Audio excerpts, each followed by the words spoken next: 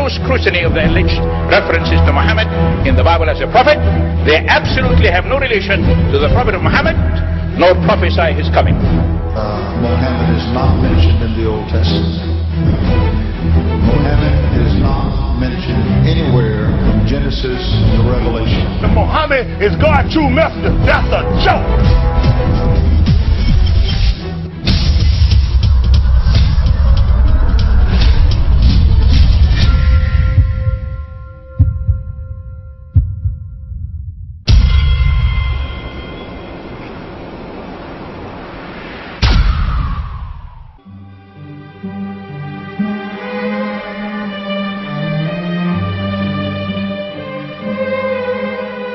Lo, we inspire thee as we inspired Noah and the prophets after him, as we inspired Abraham and Ishmael and Isaac and Jacob and the tribes, and Jesus and Job and Jonah and Aaron and Solomon, and as we imparted unto David the Psalms.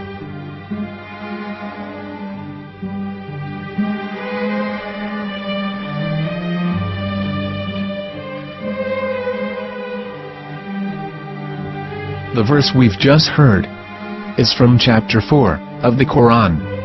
In the verse, God is affirming to humanity that Muhammad is indeed the recipient of a divine guidance, just as Noah, Abraham, and the rest of the prophets. However, some Christians and Jews today don't believe that Muhammad was a prophet and the covenant that God made with Abraham.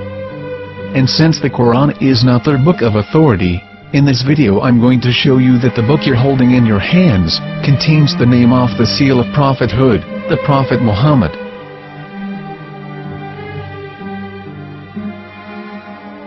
As known, the Old Testament was preserved in the Hebrew language.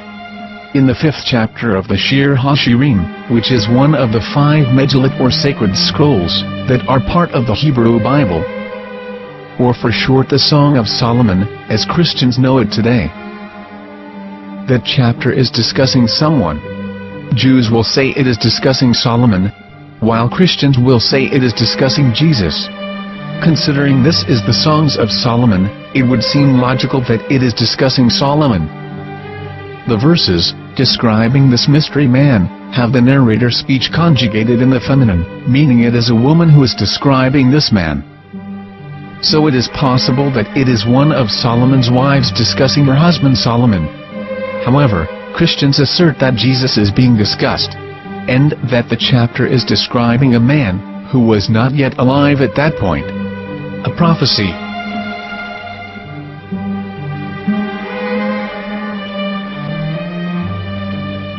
In reading the English translation of Song of Songs 5:16, it finishes the description by saying, "He is altogether lovely," but what most people don't know is that the name of that man was given in the original Megillat.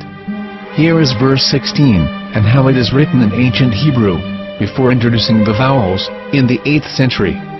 From the Hebrew Bible, on scripturetext.com. Here is the word in question.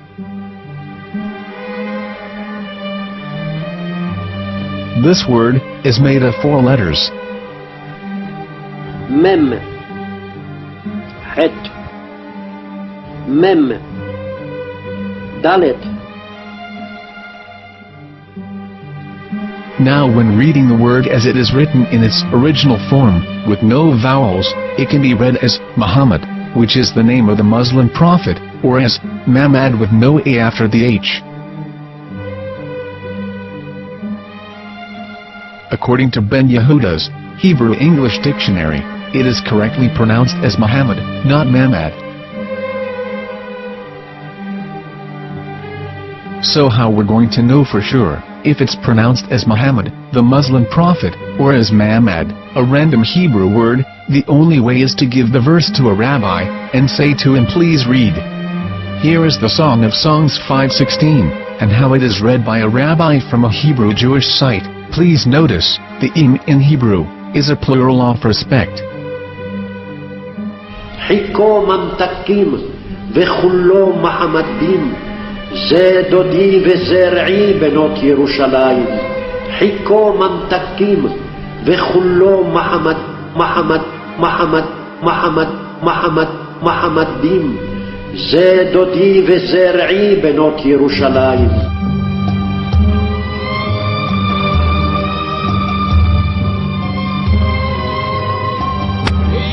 Coming out from the darkness, there are no other gods but God, and Muhammad is his messenger.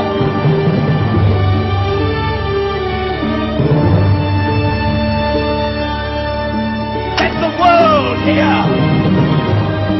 חיקו ממתקים וכולו מחמדים. זה דודי וזרעי בנות ירושלים. חיקו ממתקים וכולו מחמד, מחמד, מחמד, מחמד, מחמד, מחמדים. זה דודי וזרעי בנות ירושלים.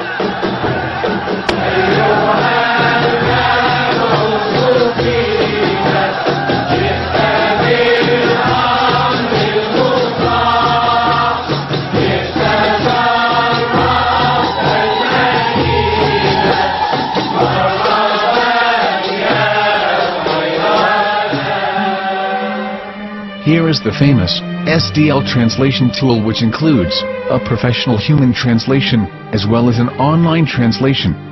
We're going to copy our Hebrew word of the Song of Songs directly from the Jewish site. It's the same site where you can hear the rabbi reading the verse in Hebrew.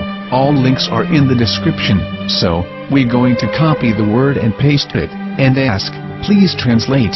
Are they going to translate the meaning of the name of that person? As the Bible translators did. Which is the praised and the lovely one, or are they going to keep the name as it is? Well, see it yourself. Here is the World Lingo translator. The result is the same. It's Muhammad. We have no right. We have no right to translate names of people.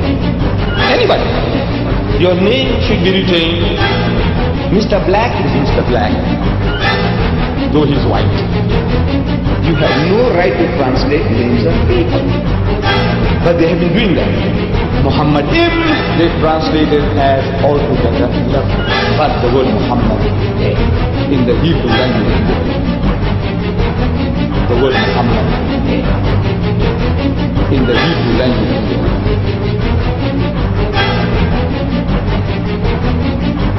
I will tell you a story from my own personal experience.